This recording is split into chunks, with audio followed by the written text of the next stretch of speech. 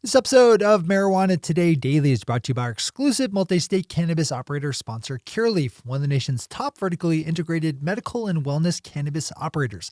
With 53 local dispensaries, 15 cultivation sites, and 24 processing facilities operating in 17 states. You can learn more about Curaleaf over at curaleaf.com with Curaleaf spelled Curaleaf. That's curaleaf.com. Good morning, Marijuana Nation. It's Wednesday, April 8th, 2020, and you're tuned in to episode 911 of Marijuana Today Daily. I'm your host, Shay Gunther, and I'll be walking you through today's marijuana news and headlines. As always, we have a full and busy day of cannabis news in our hands, so let's jump right into it. Today's news kicks off in Massachusetts, where a rush of applicants are being put in from people scrambling to become registered medical marijuana patients. That comes as a result of the state's Governor Charlie Baker's decision to allow medical dispensaries to remain open during the coronavirus pandemic, but not adult use stores. There is generally a sizable number of legitimate medical patients who choose to use adult use shops over being registered in any state with both adult use and medical programs, so the increased numbers seen in Massachusetts are likely both those types of consumers as well as folks who just want to maintain access to legal products. One of the changes recently made in Massachusetts allows medical cannabis recommendations to be made over video conferencing, which is certainly helping to drive the numbers up further. Give this one a read.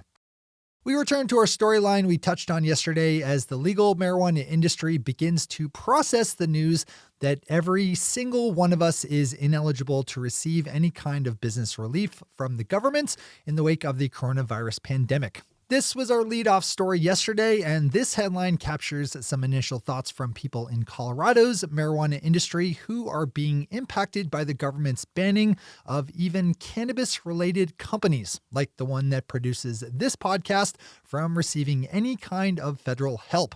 In a world full of injustices, with more and more of them becoming apparent by the day, this one is a good personal punch to the gut. Probably want to read this one today as well.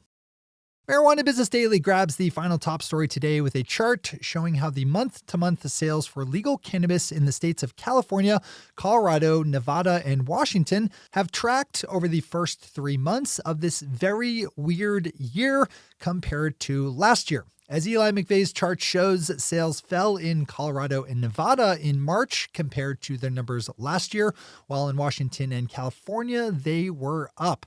I still think it's too early to be able to draw too many conclusions yet from sales data as to what the pandemic's effects might look like, but this is a place to start watching.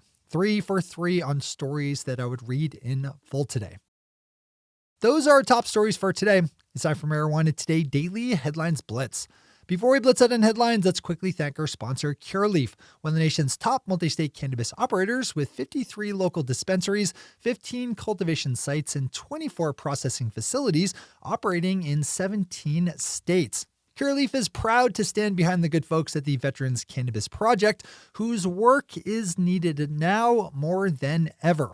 They fight to increase access to legal medical marijuana by military veteran patients. To learn more about how they are doing that and how you yourself can contribute to the effort, swing over to their website at vetscp.org, spelled VETSCP.org. Big thanks to everyone at Curaleaf for the support that helps us keep our news lights running and for being behind groups like the Veterans Cannabis Project. All right. Time for the blitz. Canadian marijuana company Organigram just announced that it is laying off around 400 of its employees, which is around 45% of its total workforce. The layoffs come as a result of the coronavirus pandemic and affect people in the company in all divisions. Green Market Report has some useful numbers from a poll of cannabis consumers asking them about how the coronavirus pandemic is affecting their marijuana consumption. The poll tapped 990 respondents and found, among other things, that around half took measures to stock up on cannabis ahead of pandemic closings, and surprisingly, only 1/3 of them have actually consumed cannabis since the outbreak became serious. That may have to do with the fact that one of the major symptoms of the coronavirus is respiratory damage.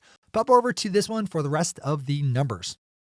Kyle Yeager breaks up the day with a bit of lighthearted news as he picked up on an episode of the TV show Antiques Roadshow in which a man displayed an old display case of various medicines, which was mostly full except for the space where the cannabis used to go. When asked about the missing medicine, the owner blamed his older brother for having found and smoked the ancient marijuana years before. I can't imagine that tasted very good, but I do appreciate the effort. Zip over to Marijuana Moments and give this one a watch, if only to remember a time when we weren't all hiding away. The nation of New Zealand is moving ahead with the rollout of a new planned medical marijuana program, even as the coronavirus extends its grip on the world. New Zealand's Medicinal Cannabis Agency is now accepting applications for medical marijuana businesses and just published guidance material for how the industry will operate.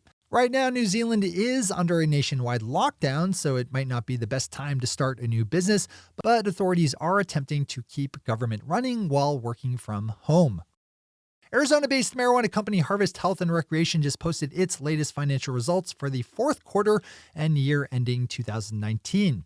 Total revenue for the company in the fourth quarter was just under $38 million, up 123% from the same quarter last year and 14% from the previous quarter. That rolled out to a gross profit of $16 million and an adjusted EBITDA loss of $6.8 million. The full net loss on the quarter was $88.9 million, while Harvest Health lost $173.5 million on the year. You can catch more numbers and details on this over at New Cannabis Ventures. Kyle Yeager has another headline as he details a new study that finds that states with legal marijuana programs saw fewer cases than prohibition states of health problems caused by last year's vape crisis, as thousands of people had to seek treatment for respiratory problems related to the use of mostly illicit market vaporizers. The study used data from the CDC and tracked the number of health issues state by state from June of 2019 through January of this year. The results, which were published just on Monday, found that states with legal adult use shops saw just 1.7 cases of vape-related health troubles per million people versus the 8.1 cases per million seen in prohibition states. That is a remarkable spread and only backs up the common sense idea that it's safer for society to tax and regulate cannabis rather than to maintain prohibition. Sarah Brittany Somerset over at Forbes ends today's midweek with a very important message. People in jail right now for marijuana crimes need to be let out. I would extend that qualification to every single person in jail for nonviolent crimes, but we'll keep things focused as Sarah highlights some of the people who are locked up right now in jail because of marijuana crimes. Given the severity of the coronavirus pandemic, that fact is even more galling than ever and needs to be fixed. Read this story, share this story, and care about this story. And be safe. Those are the headlines and news for the day. I'll be back with you again tomorrow morning with another information-packed episode of Marijuana Today Daily. But in the meantime, if you have any stories to share or feedback to give, zip us an email to headlines@mjtodaydaily.com. And while you're clicking around the interwebs, swing over to our website at mjtodaydaily.com to find links to all the news we cover. Thanks to our sponsor, Curaleaf, and to all of our awesome patron listeners for the support that makes this show possible. To join the illustrious ranks of the patron listeners yourself, swing over to our website at mjtodaydaily.com and click on that big blue button at the top of the page that says Become a Patron. I'm your host, Shay Gunther. Thanks for tuning in and starting your day with marijuana today. Today.